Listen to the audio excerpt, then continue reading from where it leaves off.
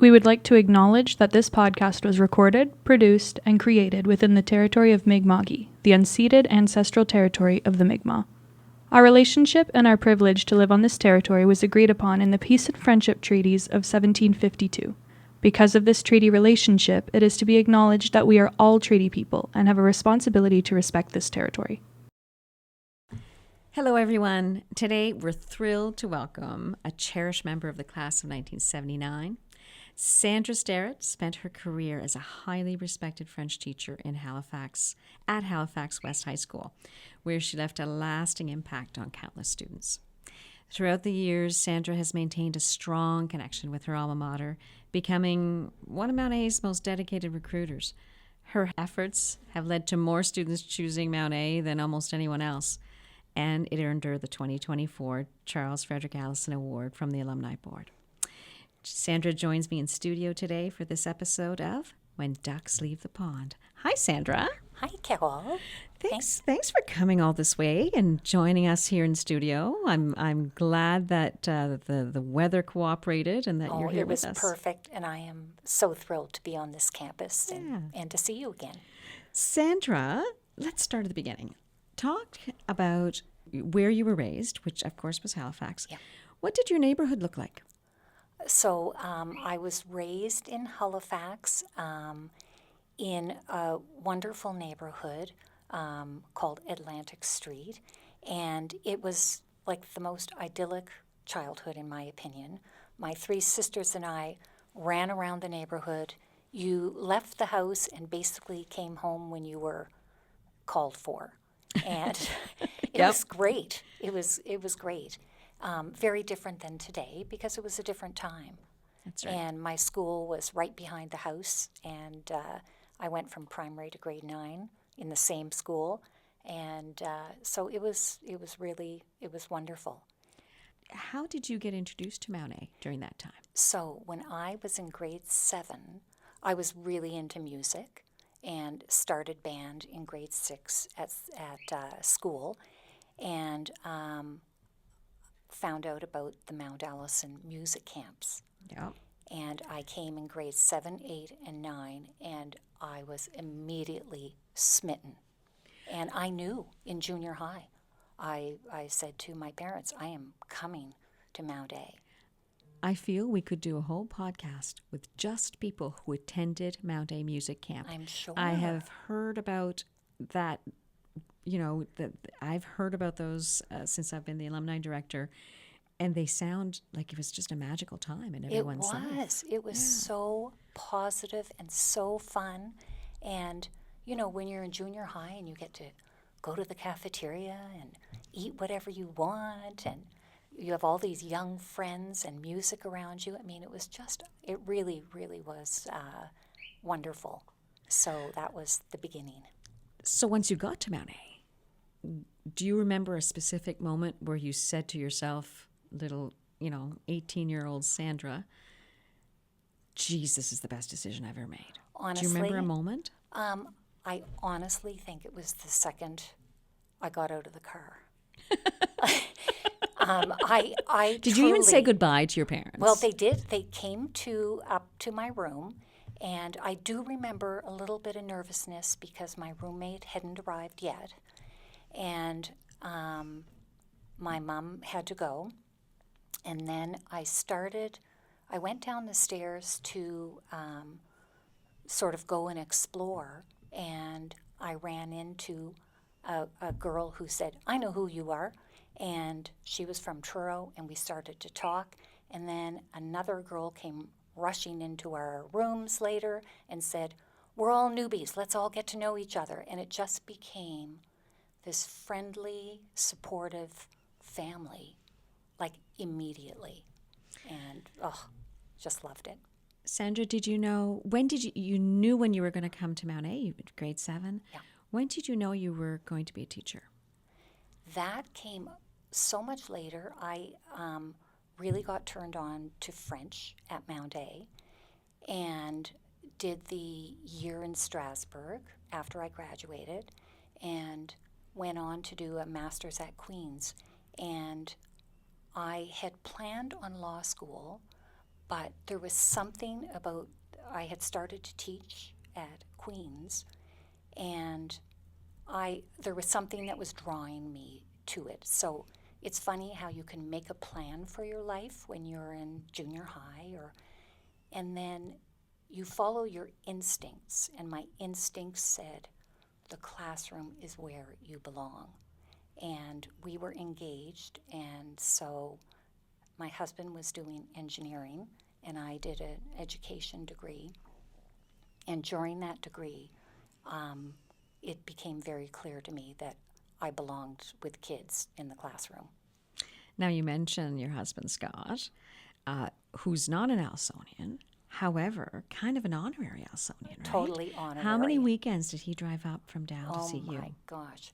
He came on motorcycles. He came in a variety of cars. He loved it here. And you couldn't talk about where he was going because he didn't enjoy it. He just loved being on this campus. Well, I think he loved more than the campus, probably. Well, maybe that had something to do with it too. Tell me about your favorite class at Mount A, your favorite professor. Was there, again, that kind of pivotal moment where you said, oh my, this is rocking my world, or was it a gradual thing? It's funny because at the time I knew that Alex Fancy was phenomenal. I really did. Being in his class was such a joy because, I came from a core French background. I always felt I was the weakest in the classroom, and he made everyone in that room feel valued and validated and important, and anything you had to say, he just gave you all his intensity and all his love and interest and enthusiasm.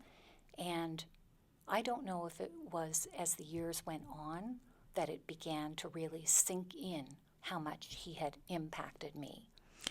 It's funny that you describe Alex and his teaching principles that way, because I have listened to dozens and dozens of students that you brought to Mount A, literally convinced them that this was the right place. And that's exactly how they describe you as a teacher. Don't make me cry. It's exactly. I cry easily. That's okay. But it is true. That's exactly so how former students like Sydney Kane, class of 2017, that's how she describes you, right? Thank you. So kind. So you have this experience on campus, and then you're doing a master's. What did you do your master's in? In French literature. Okay. Yeah. I always loved literature in English, French, and I did German here as well, and did some German literature. And so that was my main interest. What was different about the Sandra that arrived and made those friends quickly in residence, and the Sandra that left, graduated a few years later? That's amazing that you asked that question, because today Scott and I dropped in at the Cranewood, and as I was looking at the students, I was thinking about the person you are when you arrive and who you are when you leave, and how transformative it is. It's such a critical period in your life. And I remember thinking when students would come here, some students, would say, I'm going to leave home and have an experience later in life. And I've thought to myself, I don't know, there's something very pivotal about those years right after high school. It's a really vulnerable time, and it's a time of such growth and getting to know who you are. So what's around you is really important. And I felt like Mount A surrounded me with really superior academics, kind people, a great support system, wonderful friends. I mean, it really is something that sets you on a great path. It really is such a special place. Now, after your master's, you obviously did an education degree, I think at Dal. Yeah. And then you had this incredible career as a high school teacher. Was it high school the whole time? Almost the whole time. I did do a little stint maternity leave in elementary, and I have never been more nervous in my life than to teach. They were in grade 2, 3, 4, 5, and 6. And I honestly, I've never worked so hard because you had to have a different lesson plan, and they didn't speak French. And I'll never forget that very first group walked through the door, little grade 2s, and I was a nervous wreck, and I said, "Bonjour, mes amis," and they jumped to their feet and started to sing, "Bonjour, mes amis, bonjour, bonjour, mes amis, bonjour," and I just about passed out. I thought, what if I said some key word? Anyway, it was a great experience, and I mean, looking back, I think I would have loved any level. You know, I think I would have loved elementary, junior high, or high school. But when I had gone to substitute at my high school, I remember saying to my husband, I feel the draw. This is where I need to be. Yeah. It's just one of those innate things. It is. When you're where you're supposed to be, yes, you feel it. Absolutely. Right Absolutely. inside, yeah, for sure.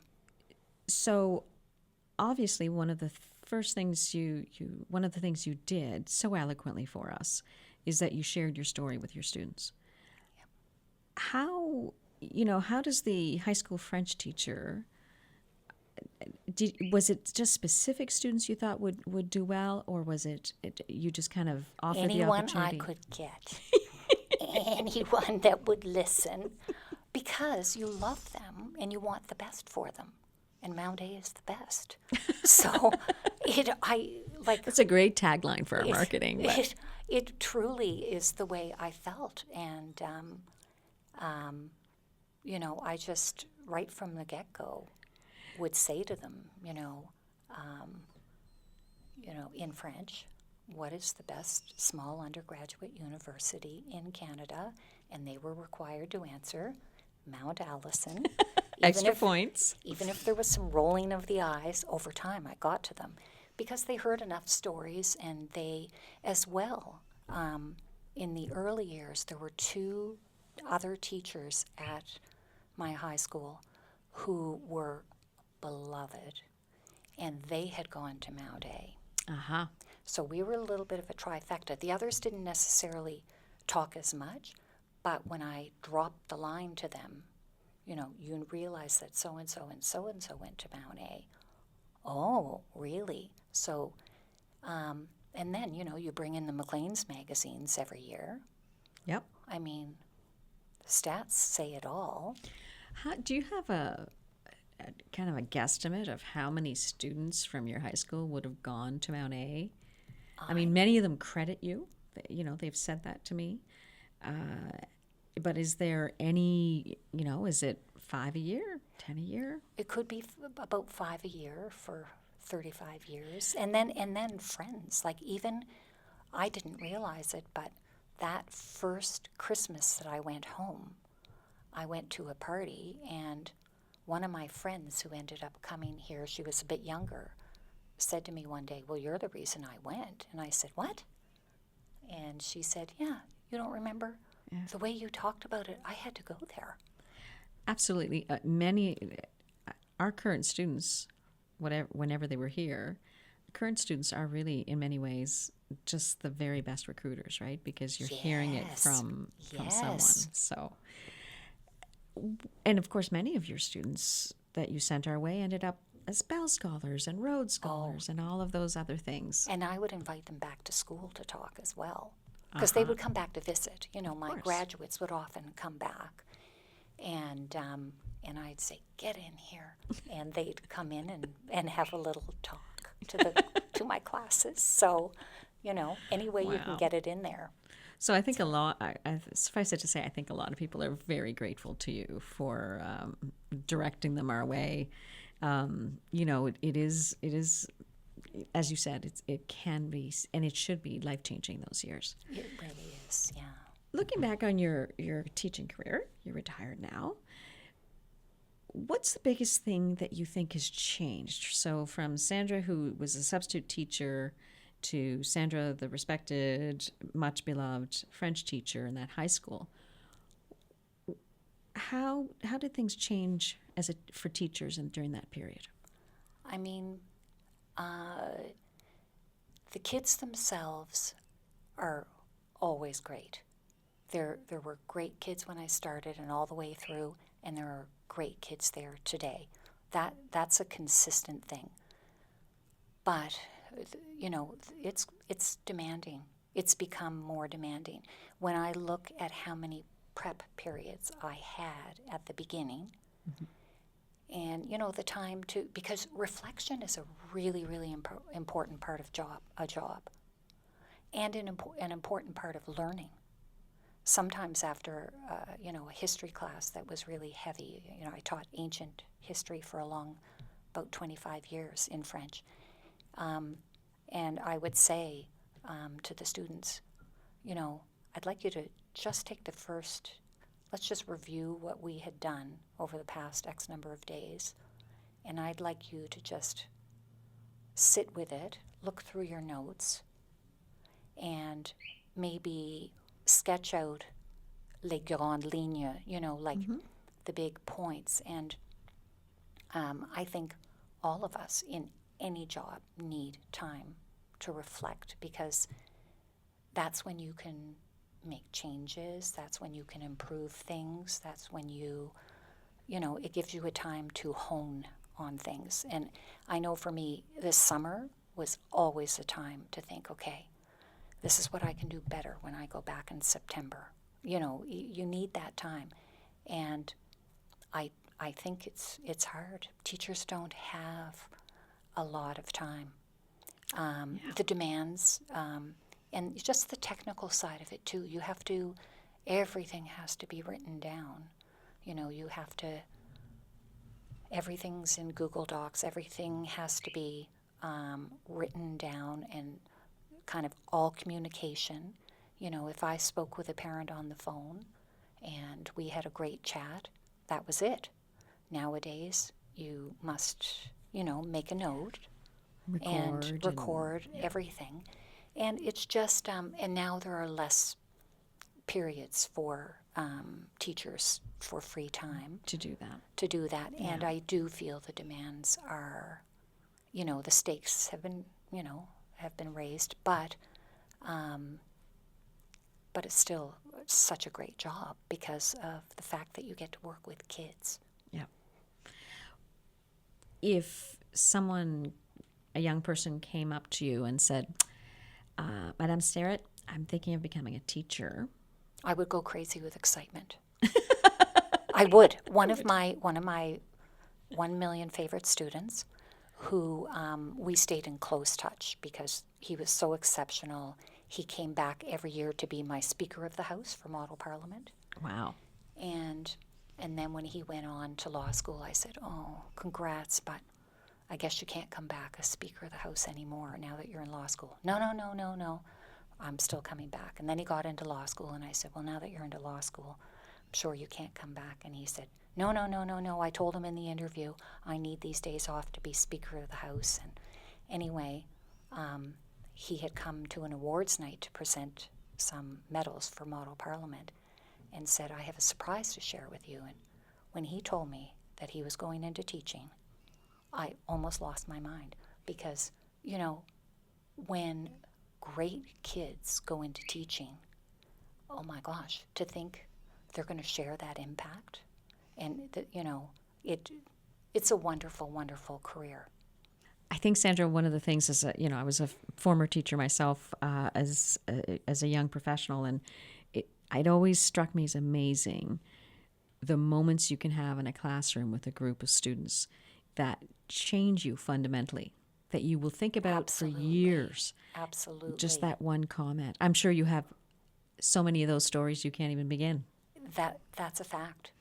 And so many things that come back to you, and students that you think about that you haven't thought about for 15, 20 years, and you think, I wonder what they're doing. I wonder, how they're doing, what they're doing. And they would have no idea that I think about them, but there's so many. Yeah. And, how lucky. Exactly. right? Do you, I don't know if you suffer from this, but I also, because I will often run into former students, especially when I was a Dawn on campus, and I live in this, I have nightmares about this actually, is someone coming up to me, and this has happened, where they're saying, oh, Carolle, da da da da da da, Yeah. you were so great. And I'm like, I don't remember you. That is frightening to me. Literally happened to me yesterday. I was in a store, Jennifer's of Nova Scotia, and a former student came over, and while we were talking, I got up the guts because my husband has said to me, this is what you have to do. And I said, I feel so badly, I can't remember your name. And she told me her name, and I said to her, I've learned that when I run into students that I can't remember, they understand. Oh, yeah. They understand that I had hundreds of kids in the classroom, and then in leadership, which was outside the classroom, like another 100 every year, Yeah. that it's impossible. So, I've learned, although, it is imperative. You'd like to know every absolutely. time, right? Yeah. Yeah. Because it's funny, there was a recent provincial election in New Brunswick, and a teacher of my two daughters was running. And I said to my girls, like, they were all like, oh my Dieu, Madame Vautour, da da da da da. And I said, you can't beat a teacher in an election.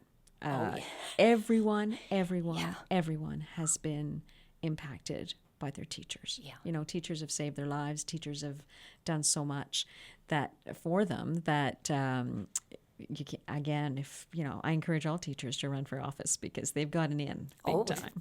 This is true. This is true. What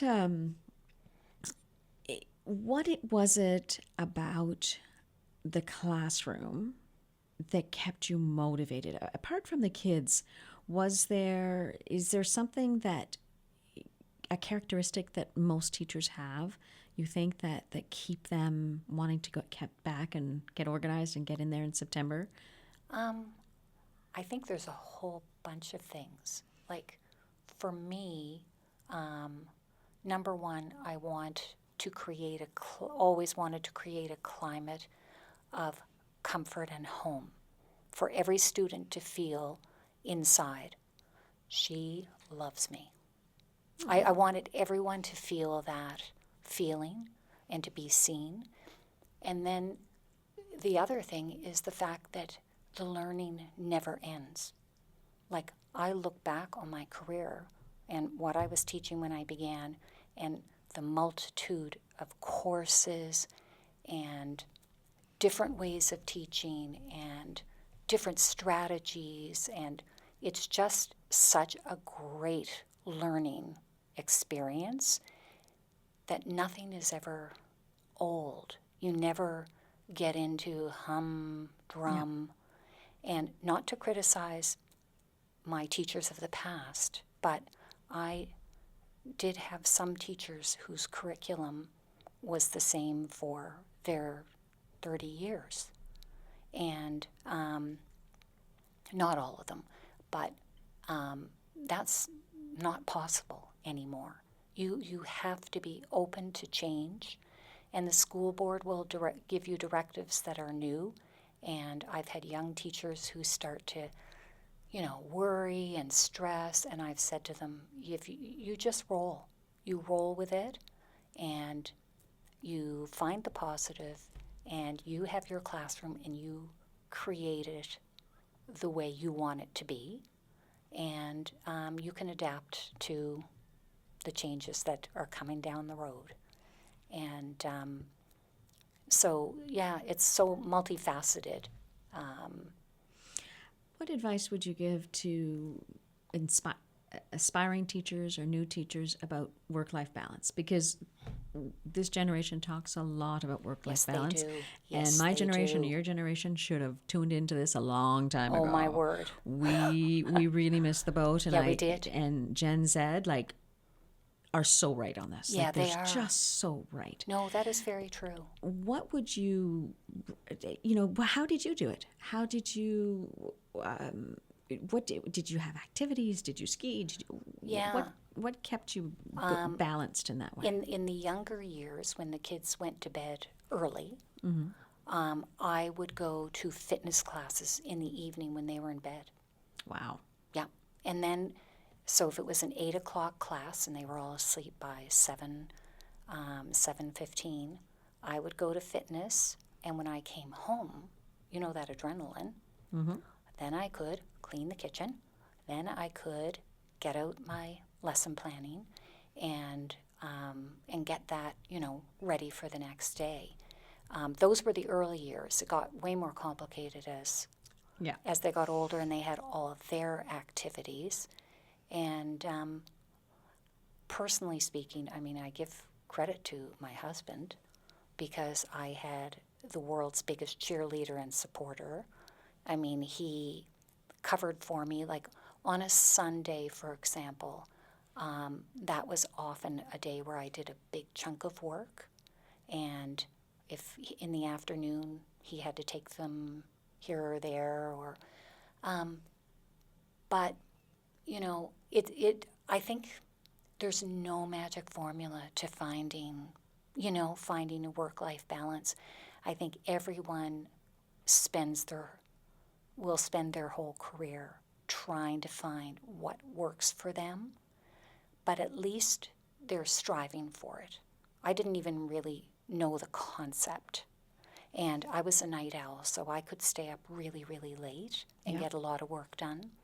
And I also, every minute that I wasn't driving the car, that I was in it, I marked. And most March breaks, I'm embarrassed to admit, I worked while they skied and did things. I stayed in the hotel and marked. And You did your own après-ski.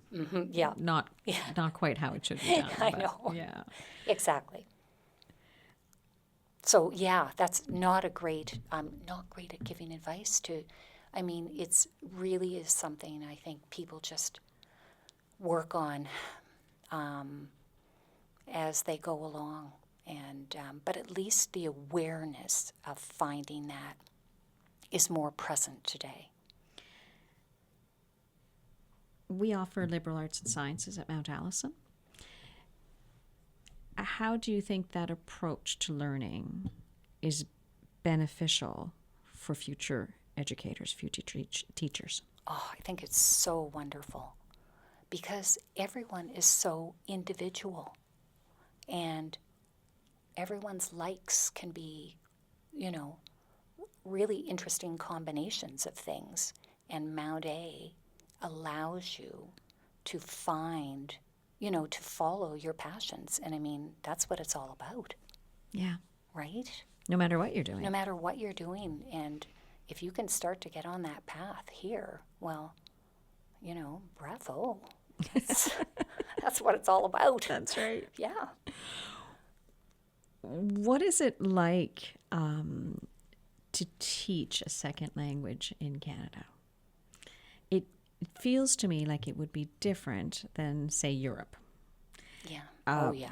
What are the complexities that you encountered, French being your second language also, in Nova Scotia during those years? Was it something that you just kind of came up with your own ways of teaching certain language? Because there's different approaches, and it's kind of controversial of which ones work and which ones don't. That's very true. And so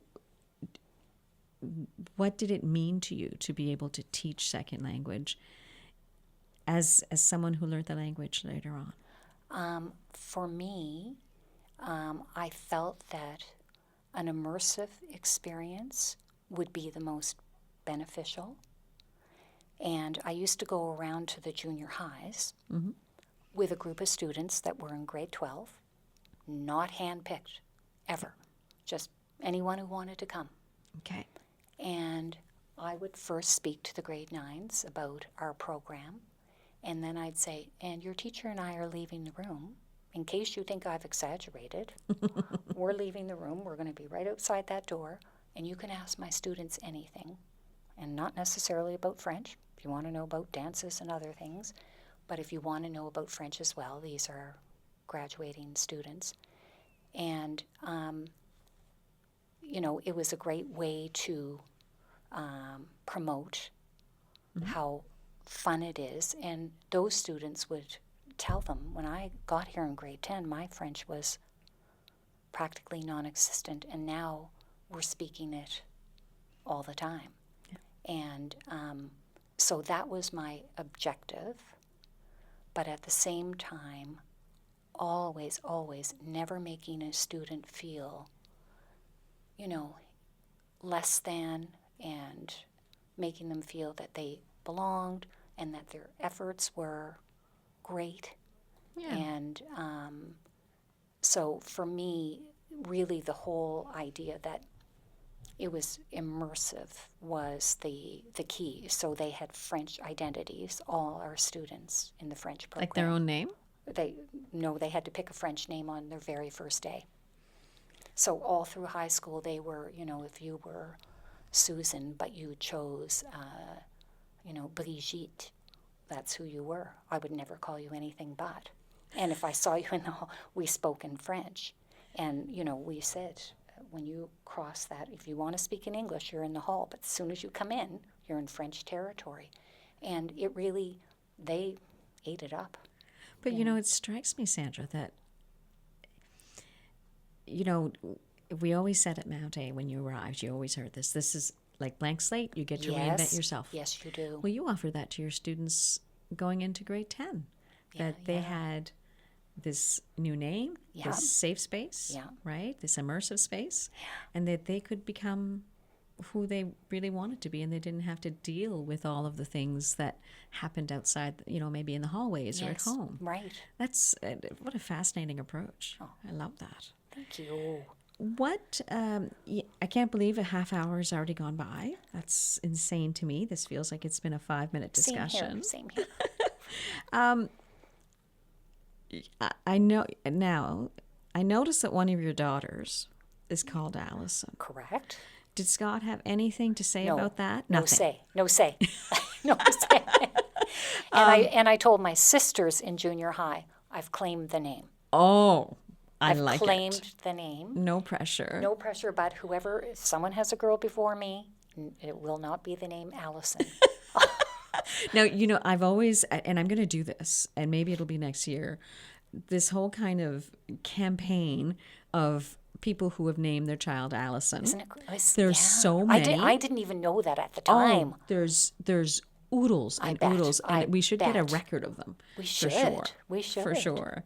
We, look, Sandra, first of all, thank you. Oh, thank you for accepting our award. Oh my gosh, it's such an honor. You spoke so beautifully at that banquet. The alumni board was so tickled with their choice of you. Oh, you're so sweet. Thank you. And I guess I'm saying, as I'm listening to you, I think I have a bit of a request or challenge to anyone that's listening. This whole conversation has made me just think of Anne Kennedy. Anne Kennedy was my grade 9 English teacher. Oh. I could barely read and write and speak in English at the time. Wow. And she completely changed who I was. Oh, and so, you know what? Maybe anyone listening to this, if you have that teacher, elementary, high school, university, that impacted your life the way you, Sandra, have impacted your students, just reach out to them. There's a myriad of ways. Yeah. Reach out to them. And if they're not with us anymore, reach out to their children. That's so lovely. Nothing more than children, grown adults, hearing about their deceased parent and the impact they had on them. That is so there, true. Allisonians, that's the challenge Sandra and I I love that. are giving you. Contact those teachers. Yeah, do it. Merci Sandra, c'est vraiment apprécié. Merci à toi. Okay. Salut. A sincere thank you to the executive producer and director of our podcast, Kay, who is the quadrant intern at the Alumni Engagement Office.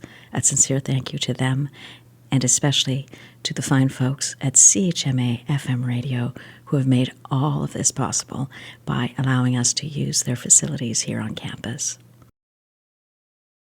Mount Allison strives to be a safe, respectful, and welcoming place for people of all genders, diverse sexualities, gender identities, and gender expressions through education, programming, support, and advocacy.